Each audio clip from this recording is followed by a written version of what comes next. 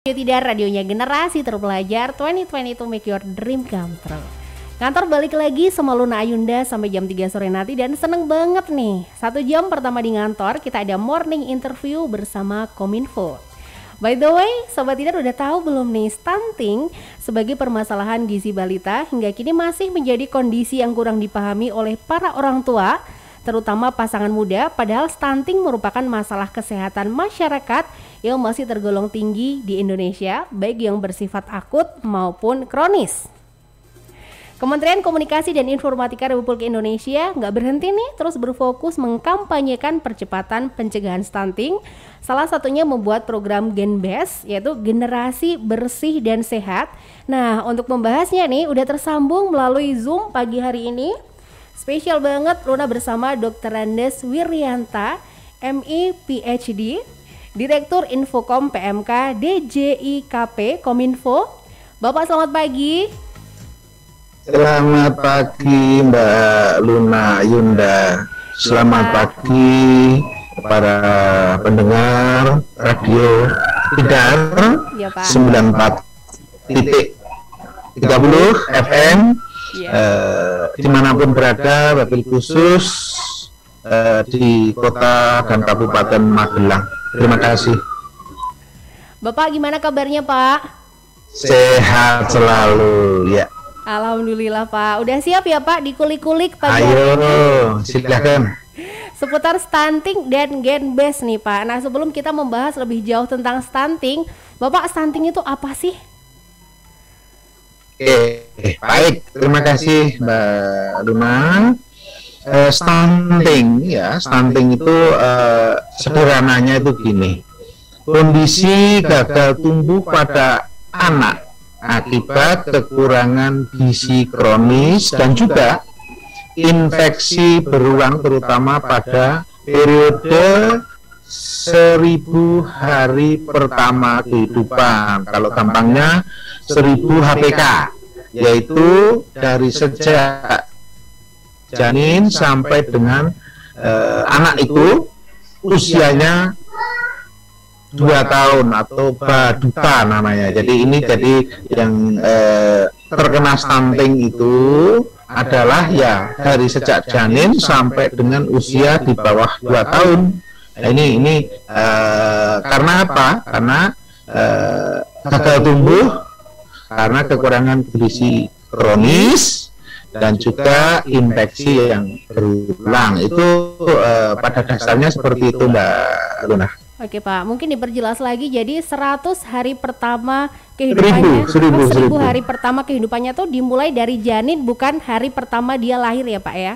Tidak, ya. Terus. Oke, Pak. Nah, selanjutnya nih ya, Pak, stunting itu kan masyarakat taunya tuh tinggi badan anak tuh kurang ya, Pak. Padahal nggak melulu nih tinggi badan anak kurang tuh dia mengalami yang namanya stunting. Nah, mungkin lebih diperjelas lagi, Pak, ciri-ciri stunting itu apa aja sih? Nah, sebetulnya begini, itu kalau yang dikatakan tadi tinggi badan tidak sesuai dengan rata-rata usia anak di bawah 2 tahun atau sebut saja lebih pendek ya, di bawah 2 tahun itu. Jadi jadi hitungannya bahwasanya itu stunting itu ya pokoknya anak di bawah 2 tahun, nah, tetapi tingginya, makanya kan ada itu di setiap keluarga yang mempunyai anak kecil ya, itu kan ada KMS ya, kartu menuju sehat itu. Nah, di situ kan ada grafiknya, itu ada yang merah, ada yang kuning, ada yang kalau yang normal itu hijau atau biru. Nah, ini yang sebagai acuan bahwasanya apabila anak itu di bawah garis yang biru tadi, ini tentunya pendek. Nah, yang dimaksud pendek itu adalah pada usia di bawah 2 tahun ini. Inilah yang sebetulnya tanda-tanda stunting. Nah, itu adalah yang terkena stunting, terpapar stunting anak tersebut. Nah, yang kalau orang orang kampung ya, saya juga orang kampung. Itu anak-anak yang usia usia di bawah 2 tahun tuh selain tadi itu kan ukuran tinggi badan, tapi kelihatan sekali itu biasanya rambutnya kalau orang Jawa nyebutnya jegrik gitu ya, agak jarang-jarang jegrik kan itu. Nah, ini tanda-tanda juga secara mudahnya ya itu terpapar stunting. Itu identifikasinya seperti itu. Terus kemudian apalagi perutnya agak dikit gitu ya. Nah ini kira-kira itu Mbak Ayunda yang untuk mengidentifikasi orang awam sebagaimana seperti saya atau Mbak Ayunda kalau yang bukan orang medis itu identifikasinya seperti itu. Atau kalau lebih praktisnya tuh kalau posyandu gitu ya Pak, ya orang tua lebih perhatian terhadap itu buku yang di posyandu. Betul sekali, itu kan ada itu yang di KMS itu ada kan tercatat terus menerus. Namun demikian perlu saya ingatkan bahwasanya apalagi pada saat pandemi COVID-19 ini kunjungan ibu-ibu muda yang memiliki anak di bawah 2 tahun ini menurun kunjungannya ke puskesmas atau posyandu gitu ya. Nah ini tentu saja saya mengajak barangkali kan bisa juga itu zamannya kan zaman teknologi digital ya, itu bisa kan ada IKMS, jadi bisa diisi dari situ. Mungkin bisa kalau ngukur tinggi badan kan gampang ya, ada ukurannya. Berat badan juga ini. Nah ini tapi lebih praktisnya kan saya nggak bisa bicara misalnya kalau di perdesaan itu kan misalnya belum tentu punya alat ukur, belum tentu untuk nimbang bayi ya, itu lebih baiknya itu frekuensi kunjungan ke posyandu itu ditingkatkan. Itu Mbak Ayunda. Apalagi pandemi pun para petugas posyandu tetap menerapkan protokol kesehatan ya Pak ya, jadi nggak usah takut ke posyandu. Betul. Nah Bapak, kenapa sih stunting itu penting banget diketahui oleh masyarakat? Secara sederhananya begini ya, singkat saja, sebetulnya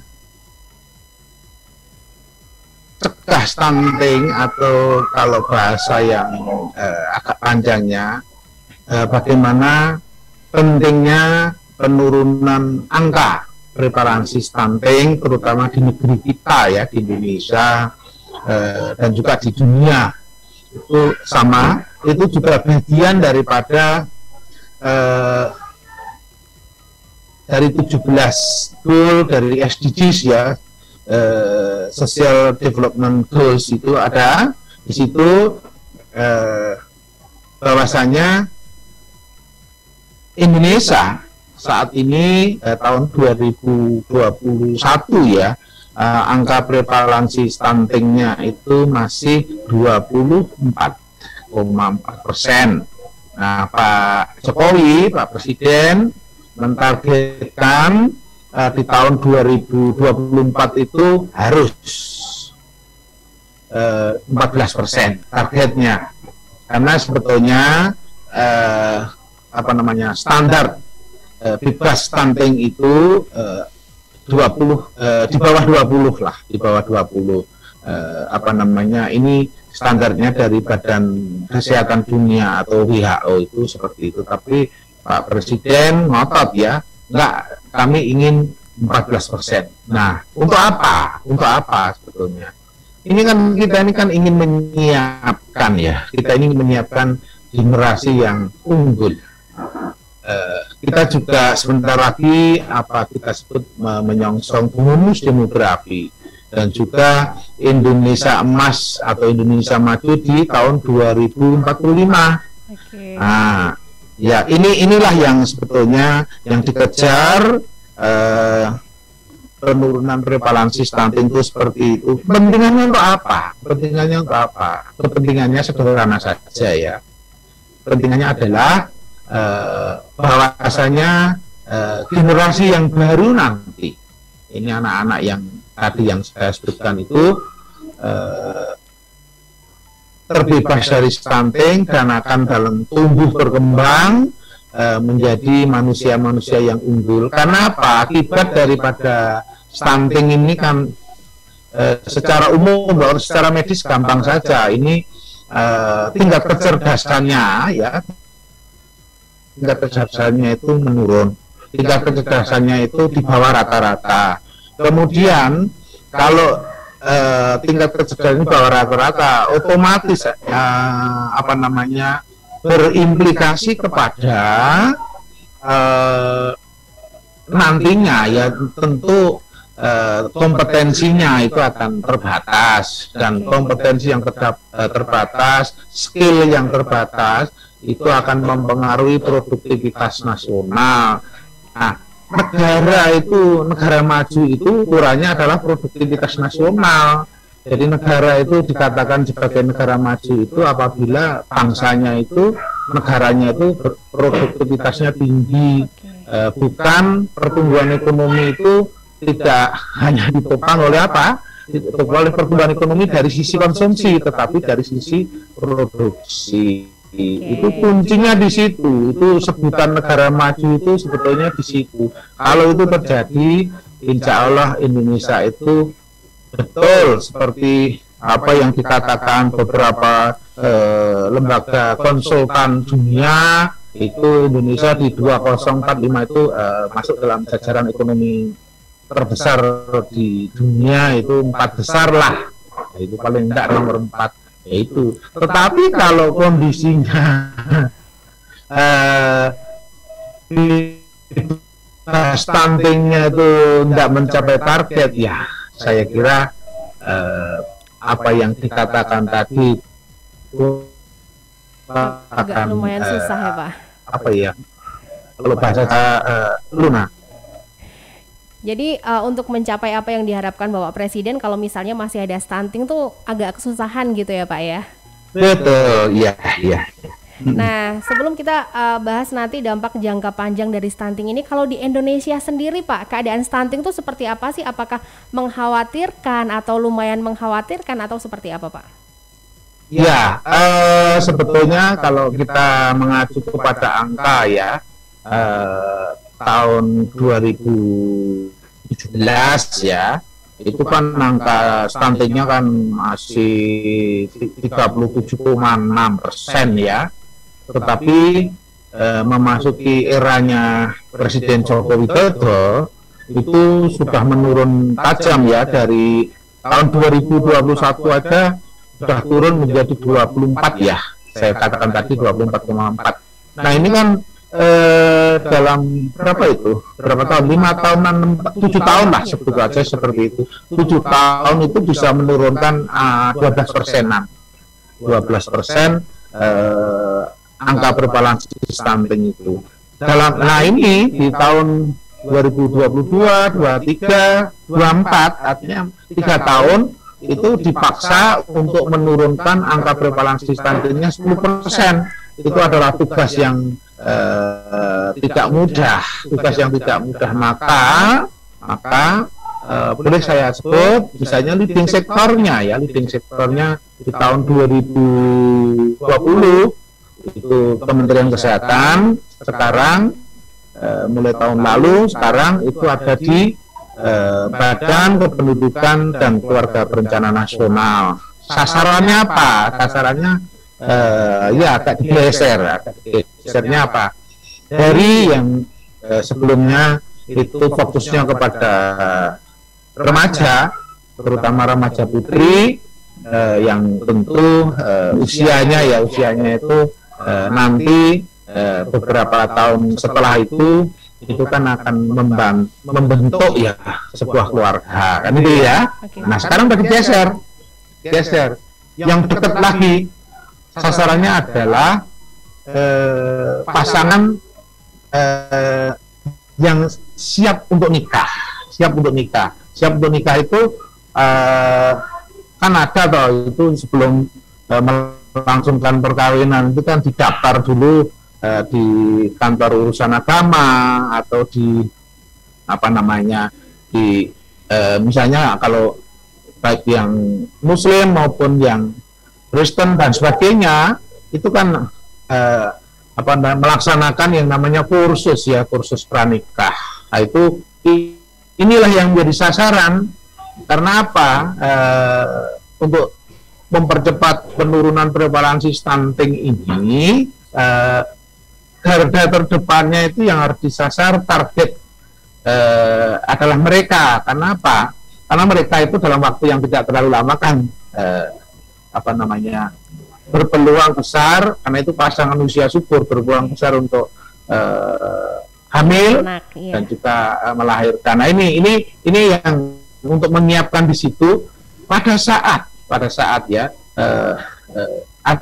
kehamilan itu sudah dimulai untuk pemenuhan gizi agar si janin itu terhindar dari kekurangan gizi. Kemudian setelah lahir sampai usia di bawah 2 tahun. Nah, ini yang kawal betul. Kalau itu terkawal dengan baik melalui tentu petugas-petugas yang ada di daerah-daerah di pelosok tanah air, ya baik itu kita sebut sebagai kader-kader, misalnya ibu-ibu PKK, kader-kader kesehatan yang ada di posyandu, yang ada di puskesmas, ini bisa kita gerakkan. Dan juga kita banyak juga memiliki PLKB kan, penyuluh lapangan keluarga berencana. Ini penting dapat kita sampaikan hal tersebut. Insya Allah ya tahun 2024 itu akan turun itu 14%, atau bahkan di beberapa tempat itu sudah mencapai angkanya yaitu sekitar 10%-an. Nah, boleh saya sampaikan misalnya kalau di Jawa Tengah di Jawa Tengah itu angkanya atau secara umum dulu deh, secara nasional dulu. Kalau secara nasional tahun lalu itu kan 24 24,4%. Tapi ada beberapa wilayah prioritas yang difokuskan oleh pemerintah pusat, yaitu misalnya di Nusa Tenggara Timur itu masih tinggi 37,8%. Sulawesi Barat itu 33,8%, Aceh 33,2%, Nusa Tenggara Barat 31,4%, Sulawesi Tenggara 30,2%. Kalimantan Selatan 30%, Kalimantan Barat 29,8%, Sulawesi Tengah 29,7%, dan Papua juga masih tinggi, itu 29,5%, Provinsi Gorontalo 29%. Nah, inilah yang gambaran masih relatif tingginya angka stunting di Indonesia. Paling tidak di 10 provinsi di Indonesia. Kalau di Jawa Tengah itu rata-rata angka prevalensi stuntingnya itu adalah 20,9%, atau secara nasional posisinya itu di urutan ke-29. Artinya apa? Meskipun di Jawa Tengah itu sudah 20,9%, tetapi penduduk di Jawa, khususnya di Jawa Tengah itu kan sangat besar. Nah, artinya apa? Prosentasenya itu meskipun 20%, tapi jumlah orangnya, jumlah anaknya yang terpapar stunting itu tentu banyak gitu loh. Yang terutama di Jawa Tengah itu Kabupaten Wonosobo itu 28,1, Kabupaten Tegal 28, Brebes 26,3. Nah, ini kemarin beberapa waktu yang lalu Pak Dr. Hasto Wardoyo, Kepala BKKBN kan berkunjung ke sana untuk campaign mengenai cegah stunting ini. Nah, kemudian Demak 25,5, Jepara 25. Nah, sekarang kalau kota sih wajar Kota Magelang itu 13,3%. Nah ini kalau Kota Magelang kan sebetulnya ini perlu dipertahankan angkanya ini agar apa? Kan targetnya Pak Presiden kan 14, itu sudah 13,3. Lah ini perlu dipertahankan secara terus menerus. Kemudian Kabupaten Magelang masih relatif tinggi kalau dibanding dengan angka rata-rata yang ada di Jawa Tengah.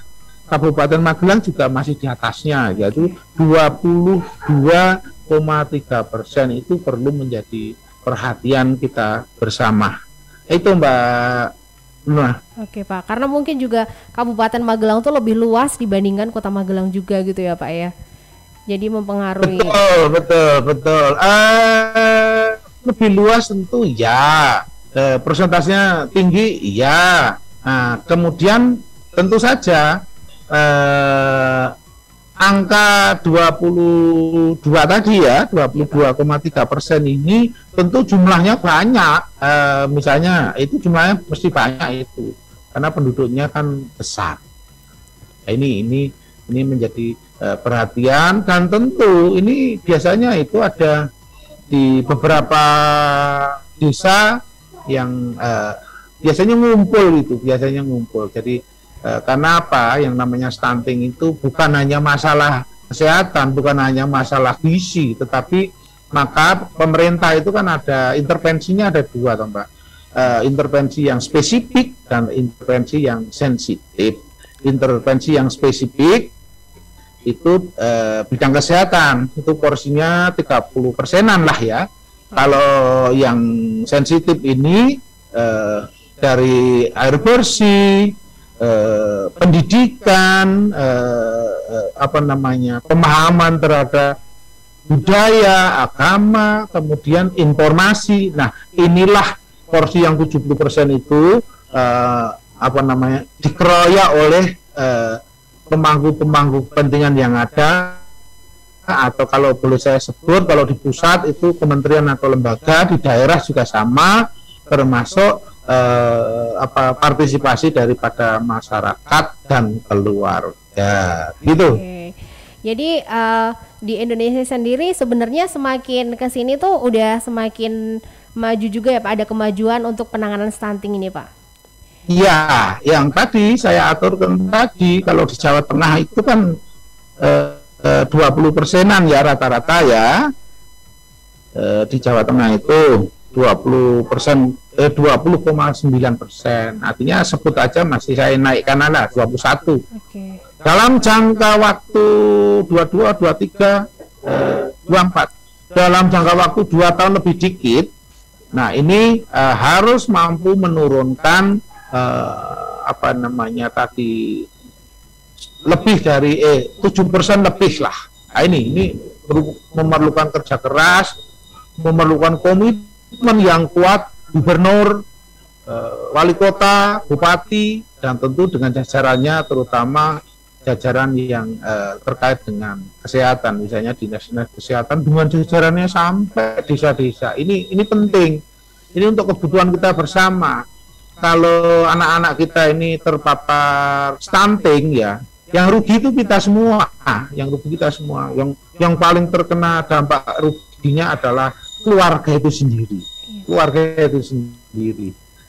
Tentu saja nanti secara makro ya, negara ya. Nah, sekarang gini, gampangnya ya, kalau terkena stunting ini, ya anaknya itu kalau sekolah ya tanda petik ya, mungkin saya agak keras dikit boleh ya? Iya Pak. Bodoh gitu loh. Iya, agak kurang gitu ya Pak. Bodoh itu tentu saja itu malah memerlukan uluran tangan keluarga itu lebih besar gitu ya, jadi lebih merepotkan. Beda dengan yang cerdas, terbebas dari stunting, dan itu tentu saja nanti juga kalau cari sekolahan juga relatif mudah, cari pekerjaan juga relatif mudah sesuai dengan kompetensi dan juga keahliannya masing-masing. Kalau yang ini kan berat sekali, jadi memerlukan modal sosial yang sangat besar apabila terkena stunting ini. Jadi ini yang perlu kita perhatikan bersama, itu adalah demi kepentingan kita, termasuk sebetulnya cegah stunting itu adalah bagian daripada ibadah. Itu Mbak. Oke, Pak. Luna. Nah Pak, jadi ini ya buat anak sekolah sendiri yang terkena stunting, mungkin dia tuh bakalan susah untuk menangkap pelajaran di sekolah ya Pak ya. Betul. Nah kalau untuk dampak jangka panjangnya seperti apa Pak? Ya tadi saya rewind lagi ya, saya ulang lagi. Jangka panjangnya ya tentu saja mereka ini ya, ini individu dulu ya, Pak, ya. Jangka panjang terhadap individu ya. Satu, mudah terkena penyakit. Okay. Kedua, tentu saja kalau memasuki sekolah nantinya atau pekerjaan, ya sulitlah itu masuk untuk pekerjaan-pekerjaan atau sekolah yang menuntut kriteria-kriteria tertentu yang jelas. Ini kan di Magelang nih, yep. Di kawasan AMN nih. Nah, ya kalau orang terkena stunting, ya untuk masuk AMN kan ya susah, nggak mungkin itu kan itu. Nah kemudian angka harapan hidup itu rendah. Jadi kalau bahasa agak kerasnya itu ya umurnya pendek gitulah. Nah, ini perlu kami tekankan, bukan nakut-nakuti ya, tetapi itu manusia itu punya ikhtiar untuk hal-hal yang menjalani kehidupan ini yang lebih baik. Saya kira itu Mbak Luna. Oke, tuh jadi penting banget untuk mencegah stunting, sahabat Dinar. Nah, Bapak mungkin diperjelas lagi Bapak dan penjelasannya untuk penyebab stunting itu ada apa aja sih Pak, selain mungkin kebutuhan nutrisi ibu hamil juga kurang? Oke, jadi begini, kami dari Kementerian Komunikasi dan Informatika Republik Indonesia ini, khususnya di Direktorat Jenderal IKP, di Direktorat kami, Direktorat Infocom PMK ini kan gini ya, sebagai koordinator kampanye nasional penurunan prevalensi stunting, khususnya untuk memberikan awareness. Dan juga untuk informasi-informasi ini untuk bisa mengkoordinasikan ya, tanda petik, kepada pemangku kepentingan. Misalnya kita dapat memberitahu melalui berbagai kanal media, termasuk di 3 radio, misalnya desa atau dusun yang terkena stunting itu di mana sih? Tentu sebabnya adalah karena termasuk di dalamnya PHBS ya, perilaku hidup bersih dan sehat. Di sini ternyata akses untuk air bersih terbatas atau nggak ada gitu ya. Nah ini tentu Dinas PUPR itu bisa menjajaki untuk bisa mengakses air bersih kan gitu ya. Kemudian Kementerian Desa dalam hal ini sampai dana desanya itu bisa berkontribusi untuk bagaimana bisa mengakses air bersih tersebut. Kemudian apalagi misalnya perilakunya, kalau punya peliharaan biasanya sapi, kambing atau domba dan sebagainya, ya kandangnya kalau perlu dipisah di luar lah, jangan dicampur kandangnya itu di pendoponya kan gitu ya. Nah ini adalah perilaku yang bersih. Kemudian seyogyanya setiap keluarga atau rumah tangga itu punya MCK ya, kalau bahasanya dulu itu punya kakus lah yang sederhana apapun, tapi itu untuk demi kesehatan kita bersama. Dan satu lagi bagaimana mengubah perilaku. Artinya apa? Kalau punya anak kecil, mungkin bayi tadi di bawah usia 2 tahun ya, karena pekerjaannya ibunya itu menitipkan kepada neneknya atau kakeknya atau siapapun. Nah, ini juga perlu diberitahu kepada mereka. Jadi pola asuh ini kaitannya. Ini untuk memberikan cukup gizi kepada anak di Baduta tadi. Itu kira-kira bahasa yang sederhananya seperti itu, Mbak Luna. Oke, Bapak. Wow, menarik sekali ya pembahasan kita pagi hari ini, dan bersama Direktur Infokom PMK DJIKP Kominfo, Dr. Andes Wiryanta, MA PhD. Untuk yang menyimak siaran kita via live Instagram, boleh nih apabila mau bertanya ya, WhatsApp aja ke 0878 0878 9430. Dan morning interview Genbes Kominfo Cegah Stunting nih akan kembali lagi, sahabat Tidar. Radionya generasi terpelajar. 94.3 Radio Tidar.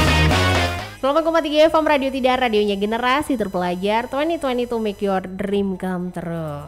Morning interview bersama Kominfo masih didengarkan ya, dan saya Luna Ayunda masih bersama Direktur Infokom PMK DJIKP Kominfo, Dr. Andes Wiryawan MA PhD yang tersambung melalui Zoom dari Jakarta. Halo Bapak. Ya, bagaimana Mbak Luna? Gimana Pak, Jakarta hari ini cerah nggak nih Pak? Ini saya dari Bogor ini. Okay. Dari Bogor, cerah di sini. Oke, Magelang dari kemarin juga cerah banget nih ya Pak ya. Ya, amin. Oke Bapak, udah siap lanjut lagi nih ya Pak ya? Ya, silakan.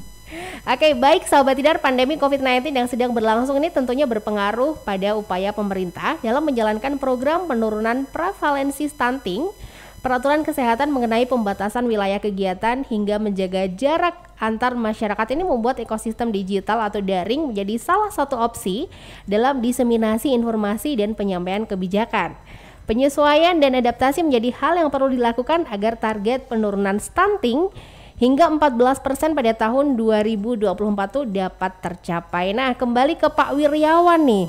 Ya. Pak, seperti apa sih komitmen pemerintah dalam penanggulangan stunting? Baik, terima kasih. Sebetulnya kalau untuk komitmen pemerintah atau komitmen negara ya, itu tak kurang-kurangnya Pak Presiden itu sudah menyampaikan beberapa hal ya, seperti misalnya dalam target di RPJMN ya tahun 2020-2024 ya, pokoknya penurunan stunting itu harus ya 2% ke atas gitu ya. Nah, ini tapi kalau saya lihat dari apa yang upaya keras beliau Bapak Presiden itu kan dalam taruhlah saya dalam 3 tahun itu 10%, berarti kan kita harus kerja sekeras-kerasnya itu di atas 3%. Itu artinya instruksi Bapak Presiden itu memang luar biasa untuk mempercepat penurunan prevalensi stunting ini ya. Juga masih banyak hal ya, tetapi kalau saya lebih fokus kepada Kementerian Kominfo saja. Nah, Kementerian Kominfo yang seperti saya sampaikan, bahwasanya Pak Presiden itu kan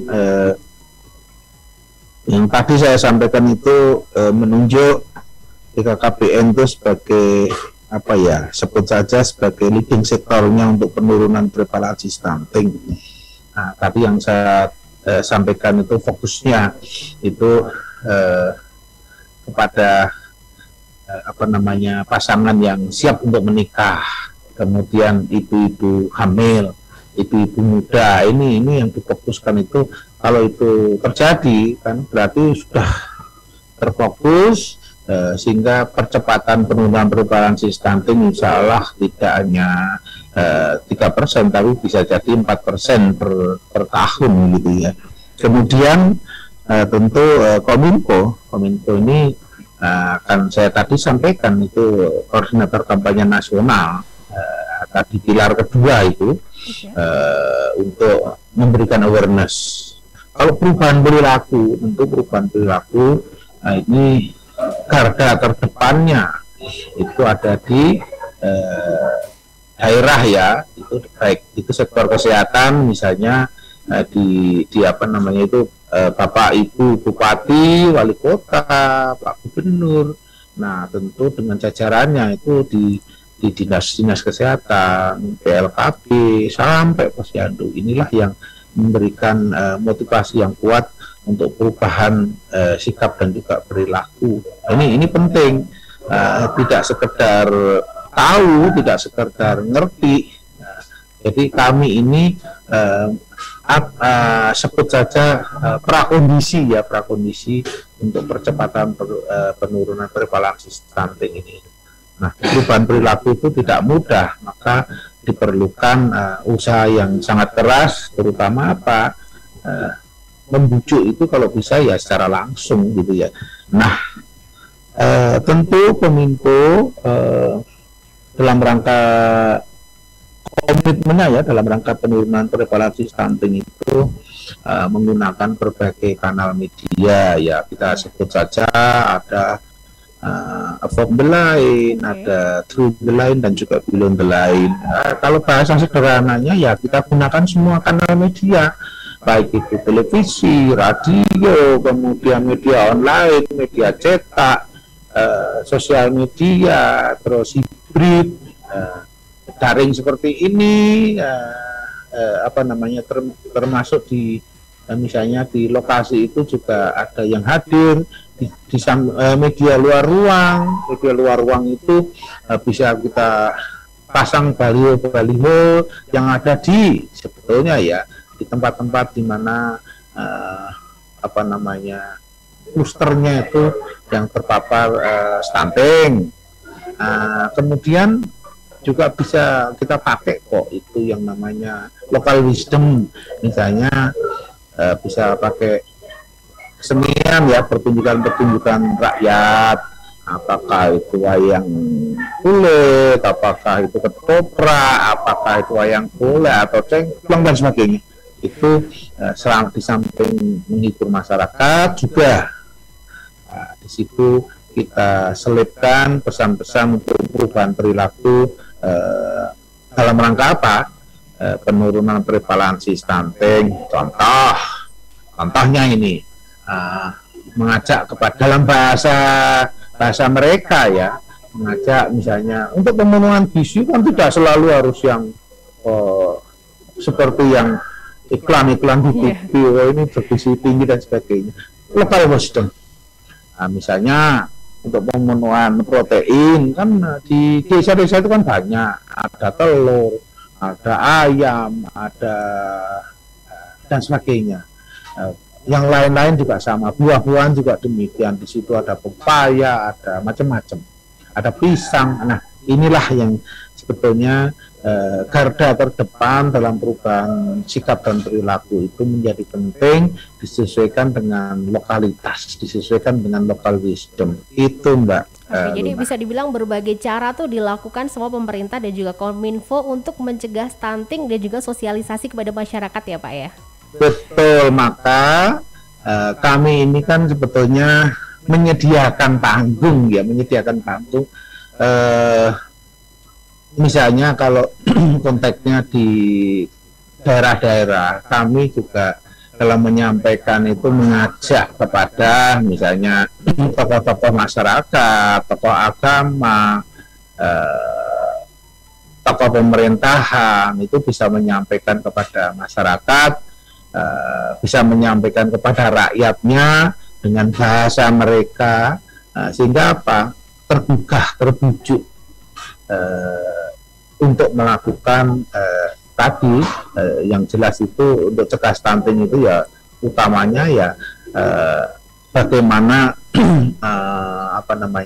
kesehatan lingkungan itu menjadi penting, kemudian pemenuhan gizi dengan bisa disuplai dari lokalitasnya, dari daerah tersebut. Kemudian misalnya biasakan minum tablet penambah darah ya. Tapi penambah darah kalau memang belum tersedia bisa digantikan apa?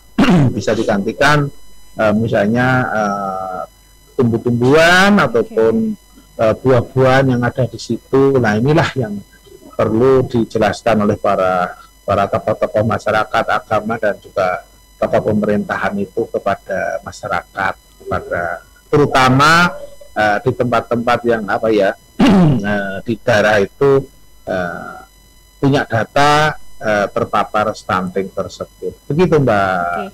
Dan Luna. Pak Wiryanta nih, Kominfo nih saking seriusnya memerangi stunting, dengar-dengar sampai menginisiasi yaitu Genbes, Gerakan Nasional Bersih dan Sehat. Nah, sebagai program kerja khusus Kominfo nih dalam pencegahan dan penurunan prevalensi stunting. Baik, sebetulnya begini, kalau sebelumnya Kementerian Kesehatan itu memperkenalkan apa yang kita sebut sebagai PHBS ya, perilaku hidup bersih dan sehat. Nah, tentu saja untuk bisa memudahkan masyarakat itu mengingat, kami dari Kementerian Komunikasi dan Informatika itu ya punya tagline lah yang kita sebut sebagai Genbes atau generasi bersih dan sehat.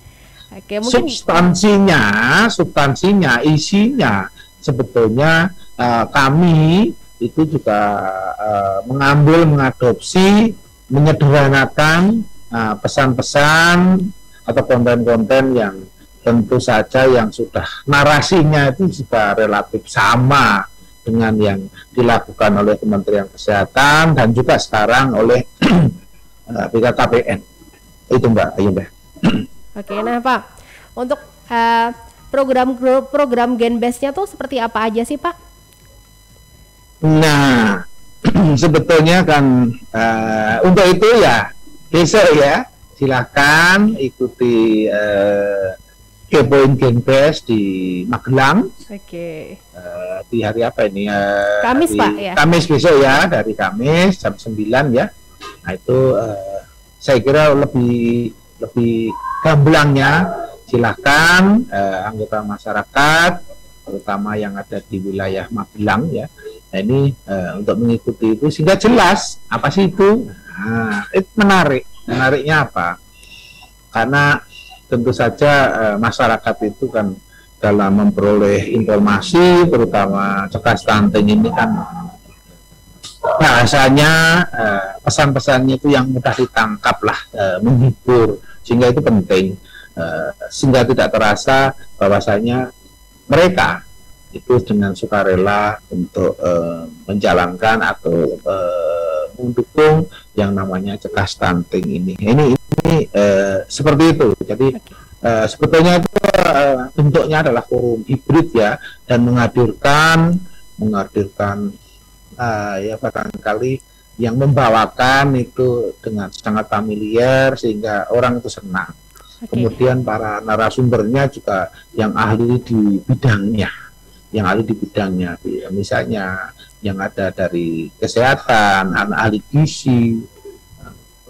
Sesekali juga kita hadirkan juga yang paham mengenai lingkungan yang sehat ya. Jadi penting itu karena menjaga lingkungan, kebersihan lingkungan itu sebagai hal-hal yang pokok. Di samping kita juga akan sesekali juga menghadirkan tokoh-tokoh agama untuk menghimbau bahwasanya norma-norma sehat ini sangat cocok, sangat sesuai, seiring sejalan dengan norma-norma atau nilai-nilai keagamaan. Itu, Mbak. Oke, nah Pak, boleh di-spill nggak sih Pak, besok tuh narasumbernya ada siapa aja, terus dalam kegiatan itu ada siapa aja, atau biar pada penasaran aja nih. Boleh nggak dibocorin? Yang jelas ya, gini, kalau narasumbernya ya itu ya tadi yang ahli gizi, dokter, ahli kesehatan, kemudian yang kalau saya yang hafal itu pembawa acaranya atau hostnya itu Mas Yos ya. Yos Aditya itu ya sering kita lihat ya, memang familiar atau influencer ya, itu yang bersangkutan adalah influencer, jadi bisa mempengaruhi generasi muda, terutama teman-teman anak-anak saya yang siap untuk nikah itu tertarik untuk mendengarkan karena dibawakan dengan apa ya, rileks dan itu mudah ditangkap, dan penjelasannya itu nanti akan para ahlinya itu menjelaskan dengan bahasa yang sederhana. Ini tentu juga kaitannya juga ya, makanya tolong dukung juga program dari Kementerian Agama, itu ada apa namanya ya, semacam pelatihan lah ya, apapun namanya, itu ada kursus ya, kursus pranikah itu penting diikuti karena itu untuk kepentingan kita bersama, untuk kepentingan pasangan itu sendiri, untuk kepentingan keluarga, dan untuk kepentingan bangsa dan juga negaranya. Saya kira itu Mbak Ayunda. Ya, ada syarat nggak sih Pak buat ikut Genbes ini? Sebentar, kalau syaratnya apa Mas? Syarat untuk ikut ke Genbes? Oh ya, jadi gini, syaratnya itu kan sebetulnya ya tentu mendaftarkan linknya itu via YouTube dan sebagainya, itu ada di linknya di situ, silahkan aja. Dan juga tentu ada ya secara apa nama hibrid ya, ada yang datang juga di situ gitu loh. Nah ini itu ada syarat-syaratnya di situ, bisa apa namanya bisa diakses melalui www.genbes.id. Jadi gini, www.genbes.id. Nah ini silakan buka aja di situ. Syarat-syaratnya apa dan sebagainya itu mudah kok. Kalau Anda ingin atau teman-teman semuanya ingin tahu hal tersebut, juga boleh diikuti melalui IG @genbes.id. Silahkan itu bisa diakses dari situ. Gitu Mbak. Oke, menarik sekali nih Sobat Tidar ya. Silahkan nih kalau kamu mau ikutan Genbes, yaitu generasi bersih dan sehat. Nah Bapak, sebelum pamit nih ya, mungkin pesan pencegahan stunting untuk masyarakat Pak. Baik, nah tentu masyarakat wabil khusus ya, masyarakat Magelang, baik itu kabupaten dan juga kota Magelang, terutama tentu di daerah itu kan ada petanya ya, petanya di daerah mana ya sih yang terpapar stunting. Jangan menganggap bahwasanya stunting itu aib, enggak. Stunting itu tidak identik dengan aib, tidak identik dengan miskin, tidak. Karena stunting itu sangat erat sekali dengan sebetulnya pola hidup, perilaku hidup. Misalnya lah tadi, karena mungkin misalnya ya, kalau orang desa ini ya sederhananya begini, misalnya anak itu kan butuh protein ya diberikan, jangan misalnya protein dari telur ayam itu dikasihkan bapaknya ya, tapi juga itu yang harus diperhatikan anaknya, karena anak itu adalah masa depan. Nah ini penting. Ini jadi apa ya, pola-pola seperti itu, pola budaya, nilai-nilai agama itu juga sangat berpengaruh. Ini penting, sehingga kita sadar bahwasanya untuk memenuhi itu ya tadi, misalnya kalau punya ayam, kalau anak kecil ya, misalnya untuk memenuhi proteinnya itu berilah terutama sekali ya, kalau untuk ibu-ibu muda itu ya berilah ASI yang cukup. Nah, dan itu terus menerus, jadi frekuensinya itu terkontrol dengan baik. Itu salah satunya, karena ASI itu penting sekali terhadap pertumbuhan anak, dan juga ini kan di situ kan bisa untuk cegah beberapa penyakit termasuk kekurangan gizi tersebut. Ini hal-hal yang sederhana kok itu, untuk cegah stunting itu bukan sesuatu yang rumit ya. Saya kira pesan saya seperti itu. Jadi lakukanlah dengan sukarela untuk cegah stunting ini. Insya Allah apa yang kita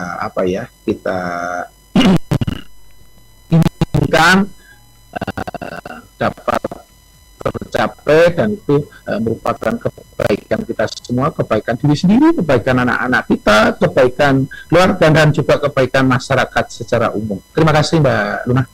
Baik, terima kasih Dr. Andes Wiryawan MA PhD, Direktur Infokom PMK DJKIP Kominfo sudah bergabung bersama Luna pagi hari ini dalam morning interview. Sehat dan sukses terus ya Pak Wiryawan untuk acara besok. Sama-sama.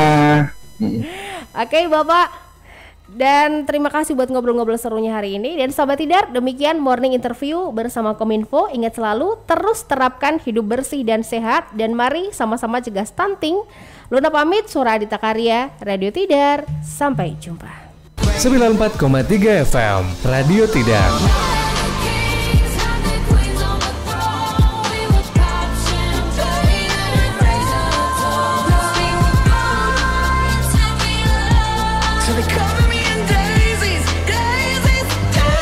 Live streaming Radio Tidar, www.radiotidar.com.